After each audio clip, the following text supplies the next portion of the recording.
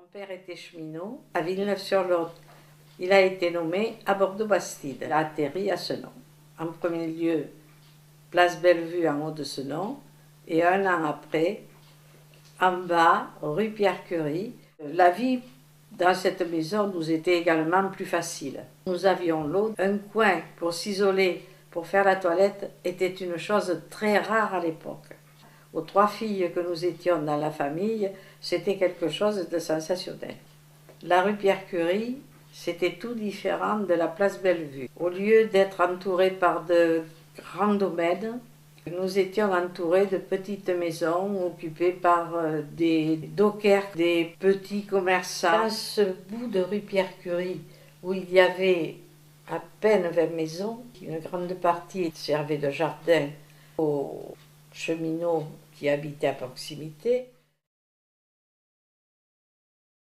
je n'ai jamais compris pourquoi il y avait une telle coupure entre la mentalité du Haut-Senon et du Bas-Senon. Pourquoi? Je n'en sais rien. À la réflexion, maintenant, je penserais que cela venait de la différence de niveau social entre ces populations. Le Haut-Senon avait de nombreux chefs d'entreprise, si on peut dire, des gens très riches qui avaient de grands domaines, des voitures, des chauffeurs, alors qu'en bas, c'était tous des gens qui allaient travailler, qui cherchaient du travail, qui avaient besoin de gagner leur vie. Dans la rue Pierre-Curie, une population très importante nous est arrivée, chassée de son pays par la guerre d'Espagne qui sévissait déjà, sans rien. La moindre maison, la moindre cabane, même en planche, qui était libre, était tout de suite pour eux presque un château. C'était un peu la population émigrée de l'époque. Ces gens-là ont établi une ambiance vraiment différente de celle qui existait auparavant. Et ils vivaient beaucoup dehors avec les gens qui les entouraient, qui nous ont presque, à nous, appris à vivre ensemble. C'était, disons, un apport important. Il n'y avait aucune ségrégation, aucun a priori sur les uns ou les autres. Ces événements qui se passaient ailleurs et qui étaient si douloureux pour eux nous ouvraient vers quelque chose, une chose à laquelle nous n'avions jamais pensé auparavant. Il s'est trouvé qu'à Senon, s'était construit une salle qu'on appelait le foyer municipal, qui était à proximité de notre rue. Dans cette salle s'organisaient de nombreux meetings par différents partis politiques. Personnellement, à l'approche de mes 13 ans, je commençais à m'intéresser à ce que disaient les uns et les autres. Les gens se déplaçaient pour aller écouter ce qui se disait. Le samedi, ce foyer municipal faisait du cinéma. Là, il y avait des douches qui fonctionnaient du vendredi au dimanche.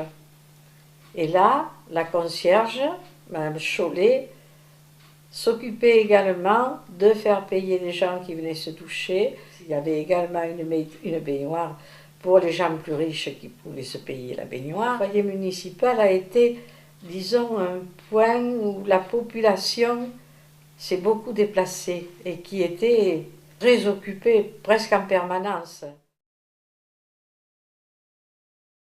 En 1936-37, il y avait des bruits de bottes autour de nous. Il y avait des affiches qui avaient été apposées partout, sur tous les murs de la mairie, sur les monuments, sur les portes de garage quand il y avait un commerce. Enfin, les affiches avaient été appelées partout. Ceux qui étaient nés en telle année devaient se rendre dans tel endroit, etc. Forcément, il y en avait qui étaient mariés, qui avaient des enfants. C'était des drames. Tout le monde pleurait, les femmes pleuraient, les gosses pleuraient, le père pleurait, tout le monde se... Mais à côté de ça, il disait « Oh non, ce sera vite fait, on reviendra vite ». Un an après, c'était la grande débâcle. Devant la porte de notre maison, la rue Pierre-Curie, une famille qui arrivait de Paris en voiture, avec la grand-mère, la mère et 2 enfants. Le père avait été mobilisé. un matelas sur la voiture. Et ces gens-là avaient la chance d'avoir une voiture. Par contre, il nous est arrivé un vieux couple, soixantaine à peu près, qui nous ont demandé si on ne pouvait pas leur donner à manger ou leur donner un morceau de pain. Ils ont mangé avec nous et on les a même fait coucher. Ils sont restés à la maison pendant 5 ou 6 jours. Ils avaient une adresse du côté de Béchac et Caillot et qui sont partis, donc ils sont allés se réfugier là, mais on n'a jamais plus eu de leurs nouvelles. Quant à la famille du Tilleul, elle, ils nous avaient demandé à planter leur tente sous un marronnier que nous avions sur notre devant de porte. Donc ils ont planté leur tente. Malheureusement, il y a eu une alerte pendant la nuit et les Allemands sont venus bombarder. Et comme il y avait des éclats qui étaient tombés sur leur tente, elle avait été déchirée. On les a fait coucher par la suite, puis ils sont partis plus loin, parce que bien sûr les Allemands avançaient, et puis le gouvernement s'était réfugié à Bordeaux.